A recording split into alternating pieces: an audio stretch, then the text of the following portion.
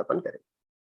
ठीक है, देखिएगा वत्सक में सबसे पहले कि वत्सक की बॉटनिकल नेम है हेलोरिना एंटीडिसेंट्रिका। ठीक है, और लिखा है एपोसाइनेसी, फैमिली कौन सी है, एपोसाइनेसी। ठीक है, अब देखो सबसे पहले वत्सक में कौन कौन सी चीजें जरूरी है, पर्याय की बात अपन करें तो वत्सक के पर्याय देखिए कौन कौन से हैं कि वत्सक, कुटज, शक्र, वृक्षक, गिरिमल्लिका। इंपॉर्टेंट है गिरिमल्लिका, कैसे याद करना देख लीजिएगा कि वत्सक को, है ना, अब वत्सक याद करना अपन नहीं कहते भाई वत्स, है ना, हे वत्स कहते हैं, तो वत्स जो होता है वो भाई शिष्य को बोलते हैं वैसे तो, लेकिन लगभग कितनी एज होती है कि 18 साल होती है, तो वत्स की एज लगा लेना आप 18 साल, उससे याद हो जाएगा कि वत्सक के कितने योग होते हैं, 18 योग होते हैं।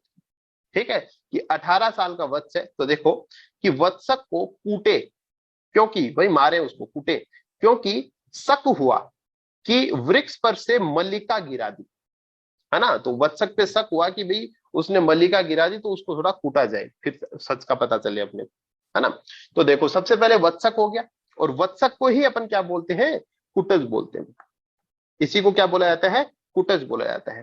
तो वत्सक हो गया, कुटज हो गया, शक्र भी इसी को बोलते हैं, शक्र इंद्र को भी बोलते हैं शक्र, हाँ इसको भी शक्र बोलते हैं, पर्याय है इसका। वृक्षक भी इसी को बोलते हैं, है ना, तो वत्सक, कुटज, शक हुआ तो शक्र, और वृक्षक, और गिरी मल्लिका, तो ये मल्लिका गिरा दी, है ना, तो गिरा दी, है ना, तो गिरी मल्लिका, तो मल्लिका, गिरी मल्लिका याद रखना। गिरी मल्लिका पूछा जाता है कि गिरी मल्लिका जो है वो किसका पर्याय है, तो ये किसका पर्याय है भाई, वत्सक का पर्याय है। इसके बाद देखो इंपॉर्टेंट लाइन एक और आती है कि इसके बीज को इंद्र, यव और कलिंग कहा जाता है। अब मैंने कहा भाई शक्र जो है किसका पर्याय होता है ना, वत्सक का भी होता है, इंद्र का भी होता है, इसलिए इंद्र येव लिखा है यहाँ पे, है ना, तो इंद्र येव किसके बीजों को कहा जाता है, वत्सक के बीजों को कहा जाता है। और वही कलिंगक किसके बीजों को कहा जाता है, वत्सक के ही बीजों को कहा जाता है। पूछा जाता है कि इंद्र येव और कलिंगक जो है वो किसके बीजों को बोला जाता है, तो वत्सक के बीजों को बोला जाता है। दूसरा क्वेश्चन, वत्सक के बीजों को क्या बोला जाता है, इस प्रकार से भी पूछा जा सकता है, बहुत इंपॉर्टेंट है, याद रखिए। ठीक है, गिरी मल्लिका किसका पर्याय है ना, और इससे पहले अपने धामार्गों में मैंने कहा भाई राजकोषातिकी याद रखना है। ठीक है, देखो अब बात करते हैं, जो वत्सक होता है वो दो प्रकार का होता है, एक तो पुमान होता है, पुलिंग होता है, पुरुष होता है, और एक स्त्रीलिंग होता है, स्त्री होता है ना।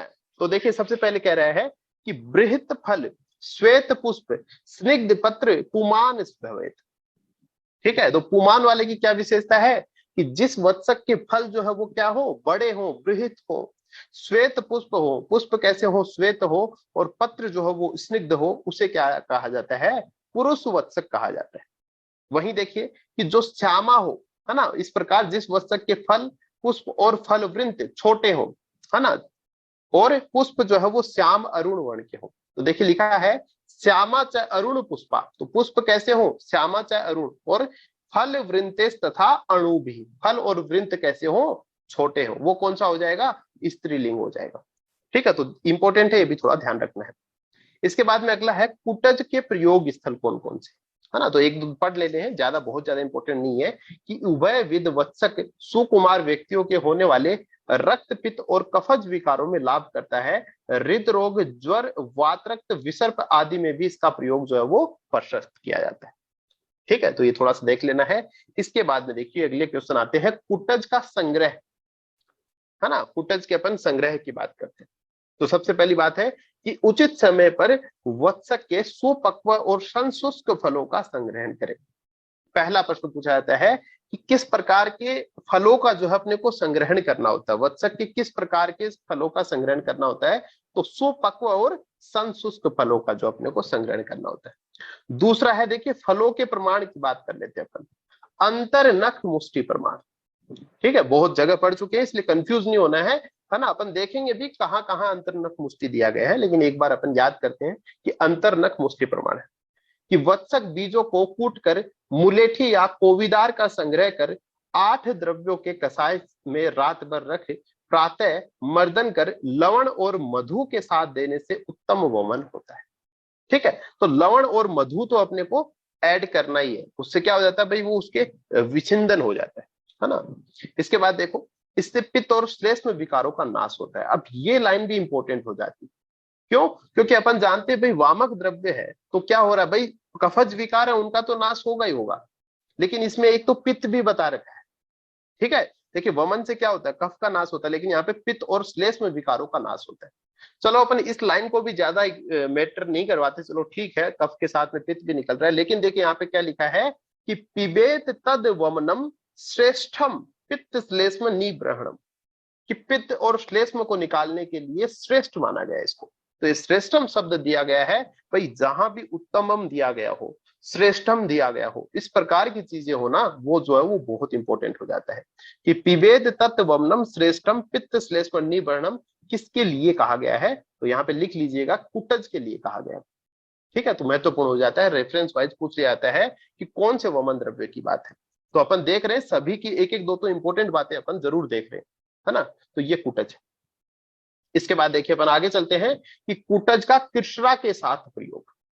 तो अभी तक अपन देखा कहीं भी अपन ने कृष्णा नाम नहीं पढ़ा है ना। तो ध्यान दें कि कृष्ण अथवा युक्तम विद्याद वमनम भी सके, है ना, कि कुटज का कृष्णा के साथ प्रयोग है कि तिल मिलाकर बनाई हुई खिचड़ी में इंद्रियों का चूर्ण मिलाकर। अब इंद्रिय लिख दिया यहाँ पे, तो अपन समझ रहे हैं भाई किसकी बात हो रही है, कुटज के बीज, उसी को क्या बोलते हैं अपन, इंद्रिय बोलते हैं, कि चूर्ण मिलाकर रोगी को खिलाकर वमन कराना चाहिए। तो यहाँ पे बस इतना ध्यान रखना है कि कृष्णा के साथ किसको प्रयोग किया जाता है, तो कृष्णा के साथ जो है वो कुटज का प्रयोग किया जाता है। तो कैसे कुटज और कैसे क्या हो जाएगा कृष्णा, तो ये ध्यान रखना है ना। तो ये अपन ने बात की यहाँ पे कुटज की बात की। ठीक है, तो टोटल इसके योग कितने हैं, 18 योग। ठीक है, इसके बाद देखो नेक्स्ट जो अपना आता है वो आता है कृत्यवेधन कल्प। ठीक है, कृत्यवेधन कल्प आता है। इसमें देखिएगा कृत्यवेधन कल्प में भी उसी प्रकार से अपन देखेंगे। सबसे पहले जो है वो बात हो रही है इसके पर्यायों की बात अपन करते हैं, है ना। तो पर्याय देखिए कौन कौन से इसके, कि स्वेड कोसातकी और मृदंग फल, है ना। स्वेड कोसातकी और मृदंग फल याद कैसे रखेंगे, कि छक्कों ने मृदंग बजाया, तो यहां से याद हो जाएगा स्वेड कोसातकी और मृदंग। ठीक है, मृदंग बजाते ना, वो ढोल बजाते, कोई राजा महाराजा आते। अब देखो, अब मैंने कहा था भाई राज कोसातकी याद रखना अपने को, और राज कोसातकी अपन कहां पढ़ रहे थे, धामार्गव का पर्याय अपन ने देखा था। तो धामार्गव का पर्याय क्या है, राज कोसातकी है, और कोसातकी जो है वो किसका पर्याय है, कृत्यवेधन का पर्याय। ठीक है, पहली चीज आपको ध्यान रखनी है। इसके अलावा देखिए कि कृत्यवेधन के गुण और प्रयोग स्थल।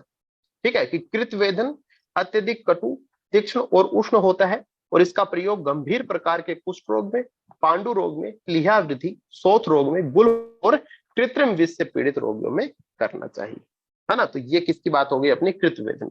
बहुत ज्यादा इंपॉर्टेंट नहीं है, लेकिन अपने को थोड़ा पता रहना चाहिए कि भाई हाँ इसके लिए यहाँ पे जो है ये यूज में लिया जाता है। इसके बाद में अगली चीज अपन देखते हैं कि कृत्यवेधन का पित्त के साथ प्रयोग, पिच्छा के साथ प्रयोग है। देखिए पिच्छा बस्ती जो अपन देते हैं उसके साथ जो है कृत्यवेधन का प्रयोग किया जाता है। तो कृत्यवेधन जो है वो अंतिम है। अपन ने याद किया था ना भाई, फौजी एक धावक याद किया था, तो धा से धामार्ग हुआ, वैसे वत्सक हो गया, और कैसे क्या हुआ, कृत्यवेधन हो गया। ठीक है, तो ये अपन ने ऐसे याद किया। तो कृत्यवेधन जो है वो अंतिम है ना। तो याद रखना है कि पिच्छा के साथ प्रयोग जो है वो कौन से वमन द्रव्यों का है, तो कौन से का है, सबसे पीछे वाला है ना, उसमें पिच्छा बस्ती। ठीक है, तो ध्यान रख लेना है कि पिच्छा के साथ प्रयोग जो है वो सबसे पीछे वाले चैप्टर में। तो सबसे पीछे वाला कौन सा, धावक से याद रख लेना, धावक है ना। तो कैसे क्या हो जाएगा, कृत्यवेधन हो जाएगा।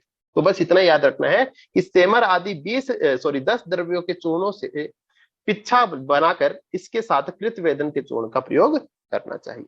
ठीक है, इसके बाद देखो अपन आगे चलते हैं कि कृत्यवेधन युक्त मांस रस, है ना, बस मांस रस में प्रयोग होता है इसका।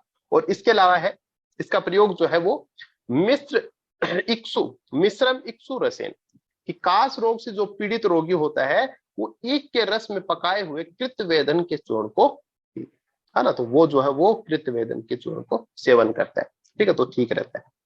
इसी प्रकार पिच्छा जो है वो, पिच्छा के साथ इसके अपन ने कहा भाई 10 योग होते हैं, है ना। तो इतना ही अपने को याद रखना है। तो आज अपन ने इतनी बातें की, जो वमन वाले हैं वो अपन ने समाप्त किए। ठीक है, तो अपन जो है आगे की बात जो है विरेचन वालों की जो है वो कल से शुरू करेंगे। ठीक, चलिए।